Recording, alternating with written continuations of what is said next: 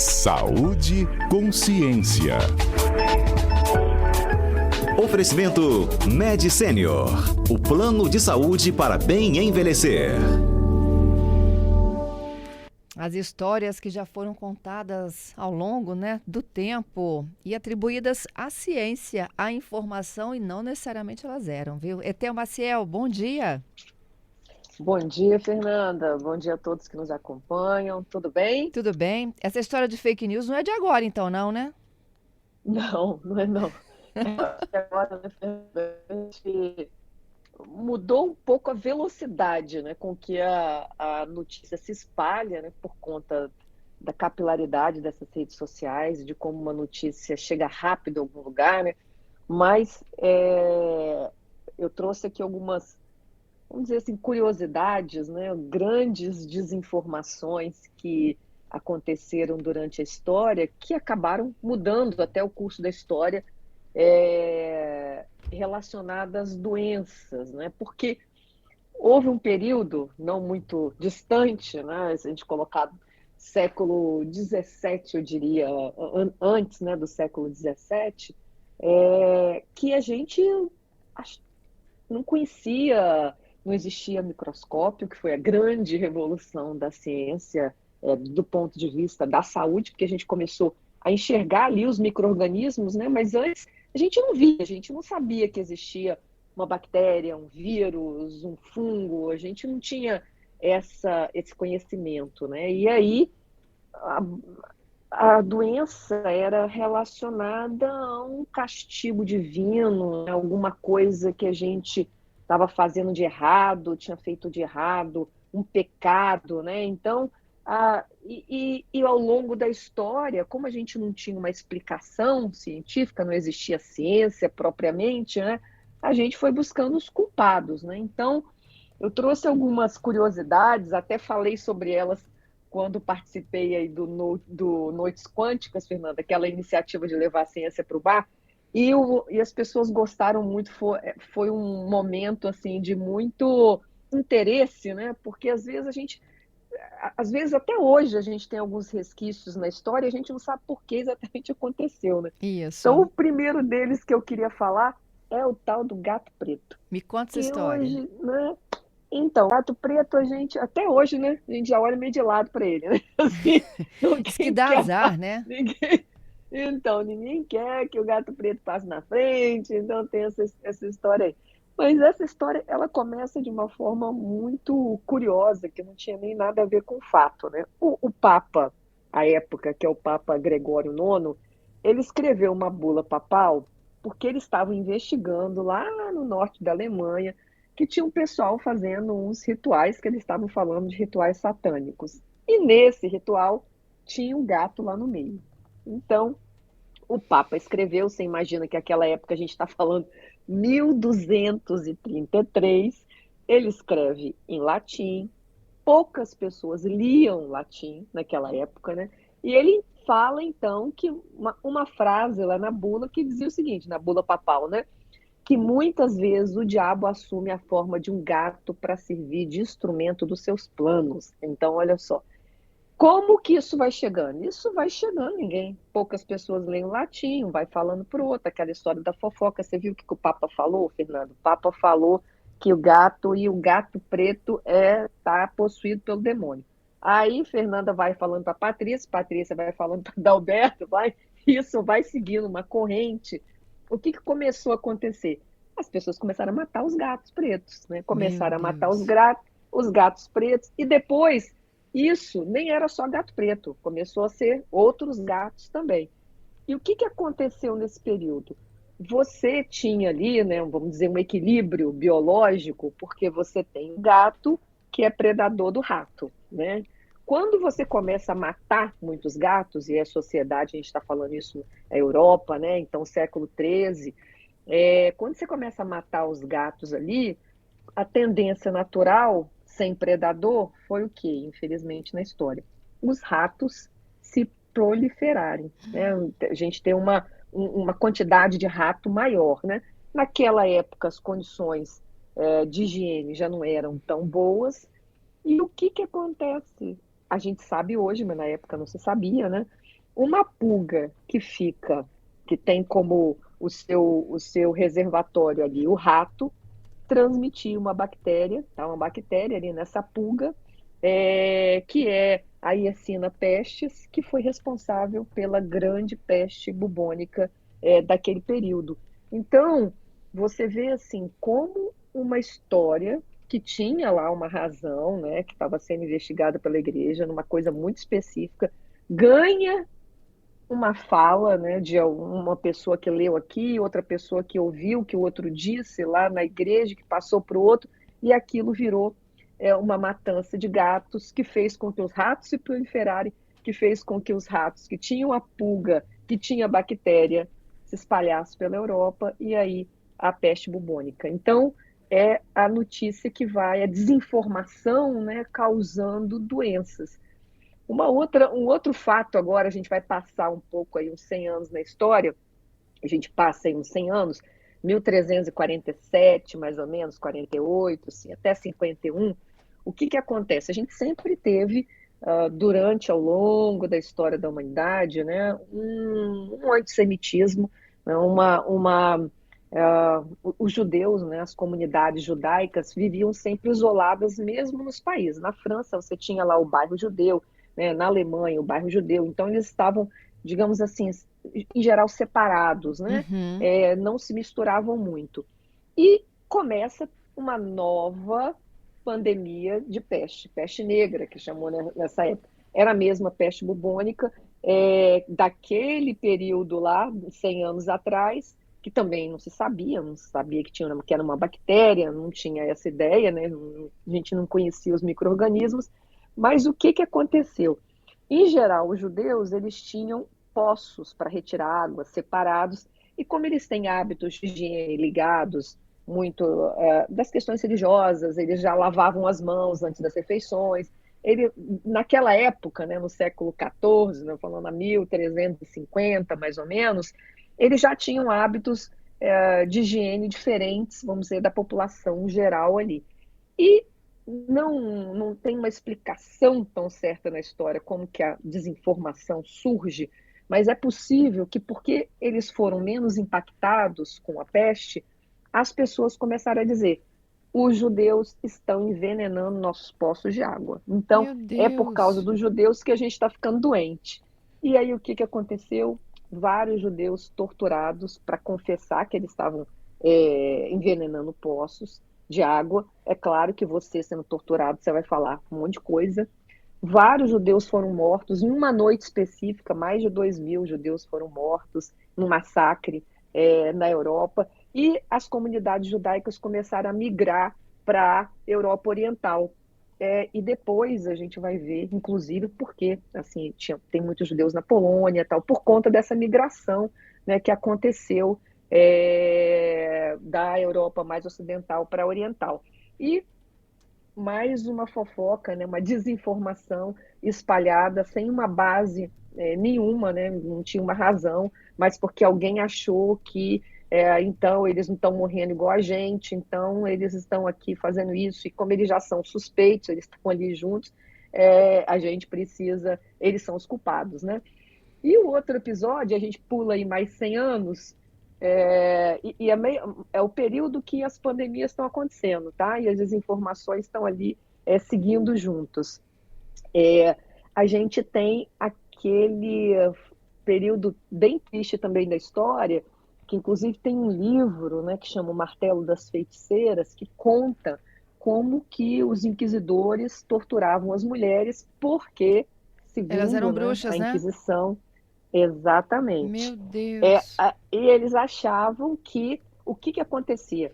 A sua colheita não estava dando certo, é porque tinha uma feiticeira ali.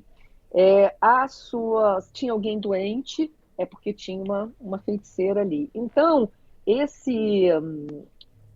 vamos dizer assim, essa ideia, né, de buscar culpados, porque a gente não sabia a causa das doenças, fez com que muitas mulheres foram acusadas, perseguidas, torturadas, queimadas na fogueira, e várias dessas mulheres, Fernanda, nas suas comunidades, né, nas suas aldeias, nas suas comunidades, elas eram Curandeiras, elas eram pessoas que trabalhavam ali com as plantas medicinais, tratavam as pessoas, cuidavam da saúde das pessoas, né? E com a morte de muitas dessas mulheres, a vida naquelas comunidades, né, naquelas aldeias, ficou menos protegido para quando um novo ciclo, né, dessas bactérias se espalhassem e matassem muitas pessoas. Você não tinha as cuidadoras, que em geral, né, até hoje, são mulheres que cuidam das crianças, que cuidam dos idosos, Isso. mas, não sei, está falando aí século XV, né, 1400 e pouco, muitas foram mortas. Hoje a gente sabe que os dados, né, mostram que de cada 10 pessoas queimadas na fogueira, em torno de 9 foram mulheres. Então, foi um conhecimento eliminado, né, de muitas dessas mulheres, muitos saberes, e mesmo mulheres que estavam ali, em geral, muitas vezes mais idosas, que estavam cuidando, né, das suas comunidades. Então, com a perda desse conhecimento, dessas vidas, foi também mais fácil para, em geral, também as mulheres que cuidavam das limpezas, né, das casas, dos lugares, essas mulheres sendo mortas, você vai também facilitando, né, com que as bactérias, os micro-organismos vão se proliferando ali. Então você vê assim como uma, uma crença infundada, né, acabou levando muitas pessoas à morte, né? Não só pessoas, mas como a gente falou aí, os gatos também, animais, porque a gente não sabia. E aí eu digo assim, a grande revolução na área da ciência foi o microscópio, porque aí pela primeira vez a gente começou a ver um mundo que era invisível para nós, né? A gente começa a mudar um pouco o foco de como a gente pensava, para deixar de procurar culpados, né? Para procurar quais são as causas, né, dessa doença. E aí a gente teve grandes revoluções, né, como as vacinas, os antibióticos, a água tratada, né, todo esse conhecimento que veio com a ciência.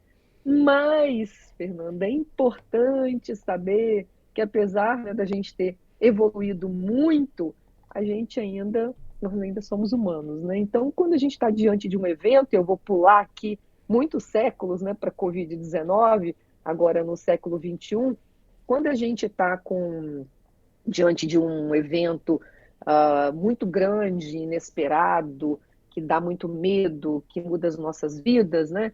É muito mais fácil a gente buscar. A gente quer soluções rápidas, né? E a gente quer encontrar inimigos comuns, né? Então, você se lembra no início que tinha aquela história, né? Assim, do vírus da China.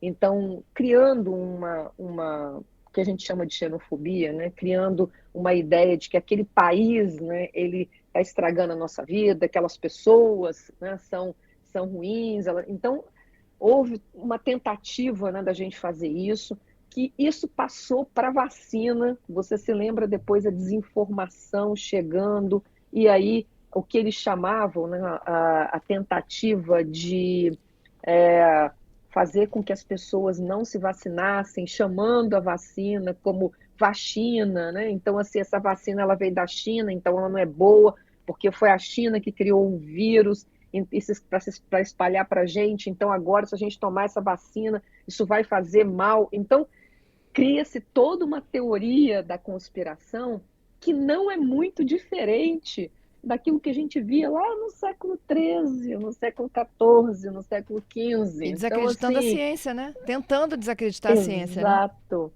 exato. Então, assim, e depois a gente é muito mais fácil, né, você dizer, por exemplo, né, olha, esse medicamento aqui, ele cura, pode acreditar em mim, mesmo que isso não tenha base científica, as pessoas querem acreditar, porque diante do medo, você quer acreditar em alguma coisa. Então, se alguém te dá uma resposta, que seja uma resposta, vamos dizer, que é mais fácil de você assimilar, né? Uma resposta pronta, é aquilo que você quer agarrar. Você fala, não, é isso aqui, eu vou tomar, eu vou fazer. E a ciência, a gente tem discutido aqui ao longo desse tempo todo, né, Fernanda? A ciência é feita de incertezas. A gente nunca vai ter uma coisa para dizer assim, olha, gente, é isso, tem que fazer isso que é o certo. Nós vamos dizer, até agora a gente sabe isso, né? Com o que a gente tem de evidência até o momento, e o que nos indica para fazer é isso. Então, a ciência, porque a gente aprendeu ao longo da história que muitas coisas que a gente achava lá no início, a gente não tinha conhecimento suficiente, né? À medida que a gente vai desenvolvendo novas tecnologias, que a gente vai aprendendo mais, que a gente vai investigando mais, a gente vai mudando também, né, a forma como nós fazemos as nossas escolhas, fazemos ou indicamos, né, aquilo que é melhor para cada um. Então tem sempre, vamos dizer assim, essa disputa. Hoje a gente usa o termo disputa de narrativa, né, Fernanda? Aham. Tem essa disputa de narrativa, porque a desinformação, ela traz, no fundo, aquilo que a gente quer ouvir, né? É uma coisa rápida, é uma coisa fácil, tipo milagrosa. Você vai tomar isso aqui, você vai fazer isso vai resolver tudo. Quem não quer ouvir isso? Só que isso não é verdade, né? Então, e a ciência não tem essa certeza, ela não está aqui para dizer, olha, Fernanda, isso aqui é o milagre absoluto. O que a gente vai dizer é que, inclusive, com os medicamentos que vão sendo colocados, a gente sempre fala, né? Ele é muito bom para isso, mas ele também tem esses eventos, esses efeitos adversos, Uhum. né? Então nem todo mundo pode utilizar, a gente tem que prestar atenção, tem que ser bem acompanhado, né? Então a ciência ela vem com muitas incertezas e recomendações, né? E o nosso cérebro, né, a gente quer aquela verdade pronta, a gente quer a coisa mais fácil, e por isso que a gente precisa ter muito, muito cuidado e entender, né, essas limitações. A ciência mudou muito nossa vida, nossa qualidade de vida, né, nossa expectativa de vida.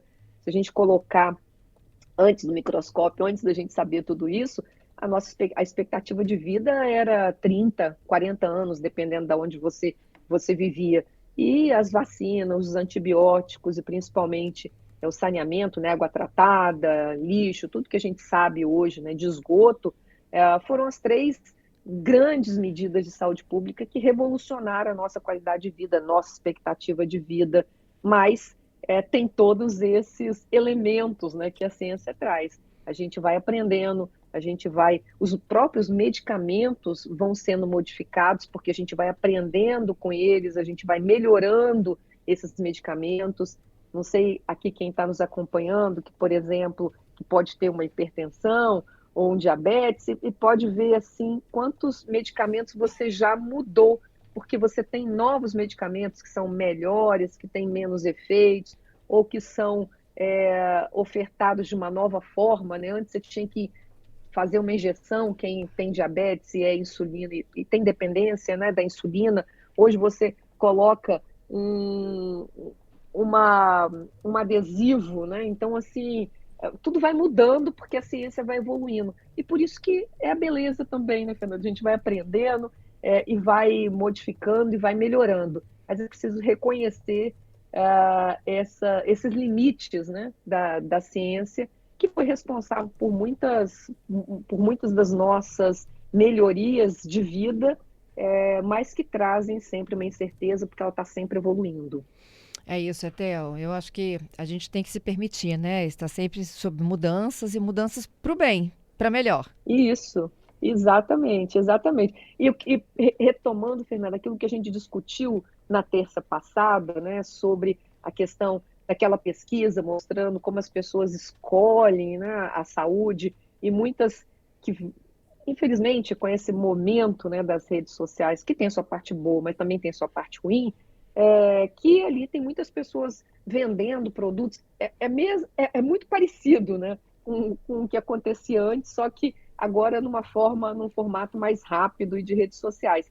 Mas, voltando aqui, muito cuidado com essas informações, né, que são desinformações de produtos milagrosos, né, de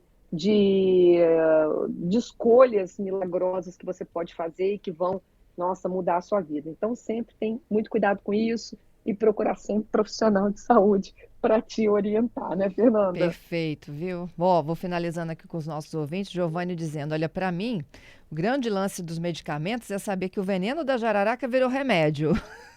Exatamente, exatamente, é isso. E o É Gerson dizendo, exatamente olha, isso meu mesmo. médico sempre diz, não existe remédio inocente. Uhum, Confia isso no aí. processo, Então né, Theo? é isso. A gente sempre tem que entender nesses limites do que a gente está falando e desconfiar de pessoas que estão aí oferecendo produtos milagrosos. Então, esse é o recado. Já Perfeito. desde o longo da história, a gente vem cometendo vários erros, mas vamos aprender com isso. Vamos aprender, gente. Vamos aprender. Theo, obrigada pela sua análise aqui conosco, hein? Um abraço, Fernando. Um abraço para todos que nos acompanham.